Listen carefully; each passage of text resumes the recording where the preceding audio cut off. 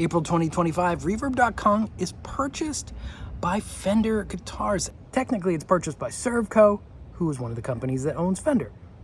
Is this the end of all other guitar markets and the destruction of Reverb?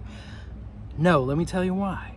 Reverb was founded in 2013 by David Kalt after he purchased Chicago Music Exchange in 2010. David is a tech entrepreneur that had already sold companies for hundreds of millions of dollars.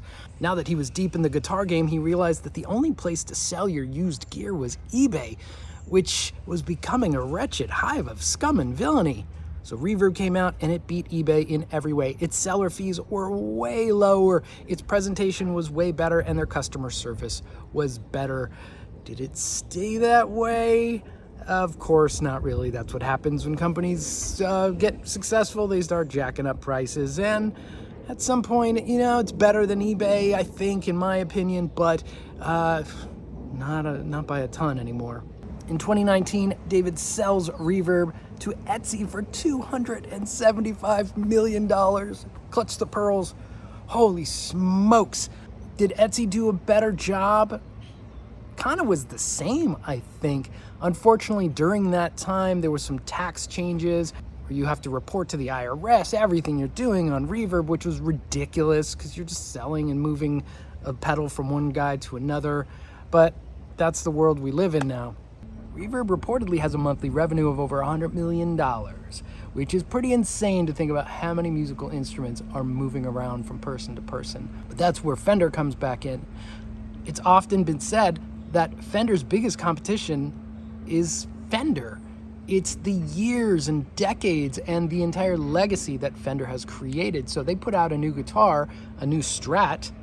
You have 50 years or more to look back and see, do you want last year's Strat?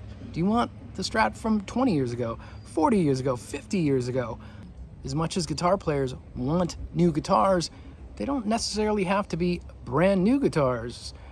We have a long history of desiring the old guitars, but Fender doesn't make any money on the old guitars. How does Fender protect itself? Well, it protects itself by getting a piece of its legacy, which is people selling used Fenders online. So now they've captured the new Stratocasters and a piece of the old Stratocasters. And if you own Fender, that seems like a really sweet deal where you just can't lose. So I can only imagine they paid more than $275 million that Etsy paid. And in the long run, I think it'd be worth it.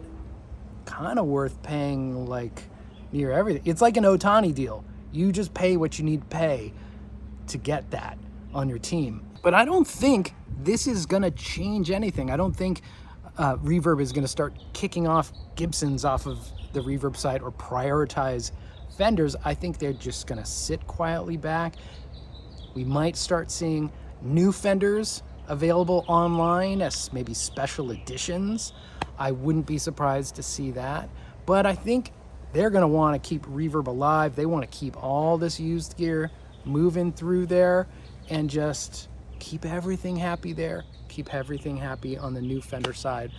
So I don't know, maybe it'll be good for Reverb. I would love for them to pull some of the fees down. And I think just a little bit of lowering of the fees would bring me back. So fingers crossed.